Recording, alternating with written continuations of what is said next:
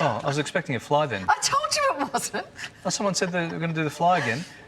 So I was poised to do the fly gag. Anyway, look, time flies when you're having fun. There. Oh, yeah, no. There it is. Okay, so we'll see the fly, Kylie, and then you hit me in the face with your papers. That'll be funny. Yeah, It's not even on my face. At least that's live for Dr. Brian Lassard, who's sitting here going, what the hell is going on here? AKA Dr. Bry, the fly guy. Now, he's dedicated his entire career to understanding the much maligned insect. The award-winning entomologist is so passionate about flies, he even named one after Beyonce. His new book addresses common misconceptions about the buzzing creatures and explains why they're responsible for so much more than ruining a picnic. Yeah. We welcome Dr. Brian Lassard to the morning show. Hi, Dr. Bry. Hi, thanks for having me. Let's start with the important stuff. Without flies, the world wouldn't have chocolate. Exactly. So that's because flies are the most important pollinator of the cocoa plant that gives us chocolate. And it's a tiny little midge about the size of a pinhead. And if that fly disappeared, we'd be in a chocalypse, pretty much. Wow, okay. I did not know that. Now, Aussies have this love-hate relationship. Kylie grew up in the country and had all sorts of things landing on her when she was growing up. But they're allegedly responsible for how we speak. What do you mean, how we speak? So flies have actually influenced the way Aussies have spoken. Like, we don't open our mouths too much, and we don't enunciate very well because a lot of the flies actually flew into our mouths. So over the last couple of 100 years, the Aussie accent has been really tight. Do you think that's why? You think that's why? Historians have noted it, yeah. Okay. I never thought of it that way. You have named 50 species of fly. How many in the world, how many species are there? So when people think of flies, they think of maybe one bush fly, but there's 30,000 species in Australia and 160,000 species in the whole world. I'm actually not surprised. They're bloody everywhere. Tell us about the ones you've named Beyonce. Good on you, cobber. Tell us about the ones you've named Beyonce and RuPaul. Yeah, these are my favourite fun things, and naming a species is the most fun an entomologist can have. And the first one I named had this bright golden abdomen, and the specimens were collected in the same year she was born, so it was the universe telling me to name it after Beyonce. Love it. And my other favourite is this glamazon serving charisma and uniqueness.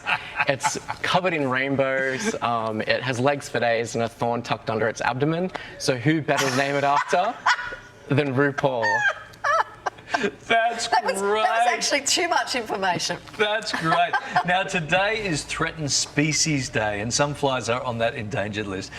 Why do these insects need our help, and what are your chances of getting that help? Yeah, so when people think of endangered species, they think of the cute and cuddly ones like possums and koalas, but even flies were decimated by the recent bushfires, and two new species I named are one of the first flies that are endangered species. So now that citizen scientists know how to look for them, we can see how they recover from the bushfires. Wow. It's amazing. Yeah, we have a little game, actually, we'd like to play with you if you're up for it. The game is called this.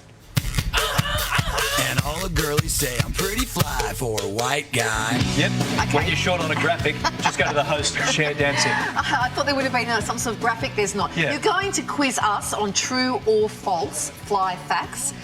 Kick us off with the first question. Dr. Bry, fly guy. True or false? Flies were the first animals in space. I'm saying that's false. True, Larry gets a point. Yeah, I'm winning. Just one for By one. mistake, did one just fly in and we didn't know about it? Or? No. NASA sent them up in 1947 to see what the effects of zero gravity would have on flies and maybe our bodies. Oh, okay. Yeah. Okay. Good to know. Next one. True or false? Human spit is cleaner than maggot spit. Human spit is cleaner cleaner. than maggot spit. I'd say no to that. I'd say human spit is pretty bad. False. Maggot spit's actually cleaner because maggots have antimicrobial saliva that can ward off infections. I know, humans have got that too. Next one, Dr. Bright. All right, true or false? Cheetahs are faster than a fly. Cheaters as in humans who cheat? Yes, husband's running away out through the window. FML. Yes. Let's go with the four-legged mammal. Yeah. Okay.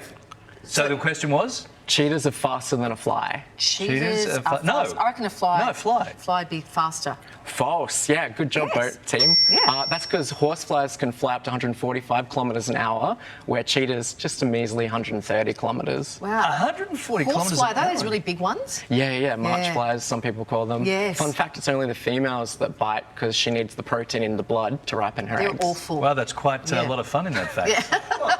Next one. Next one. True or false? Flies are as old as dinosaurs. Oh, yeah. I think you said that, didn't you? Yeah. Yes. Yeah. We were listening. Just Something like that, yes. Yeah, they've been around for millions of years, and old ancient horseflies actually bite dinosaurs like the T-Rex. Yes, and in Jurassic Park, that Yeah. man had one in his In the amber, in the the amber fossil. thing. Yes. Yeah. We're out of time now. Unless this is a really quick one. Last one. Mozzies and glowworms are types of flies. That's false. True. Mozzies and glowworms are flies. I think your fly came up after the. You say my flies are undone. Dr. Bry, that's fascinating facts on this World Threatened Species Day. Really interesting.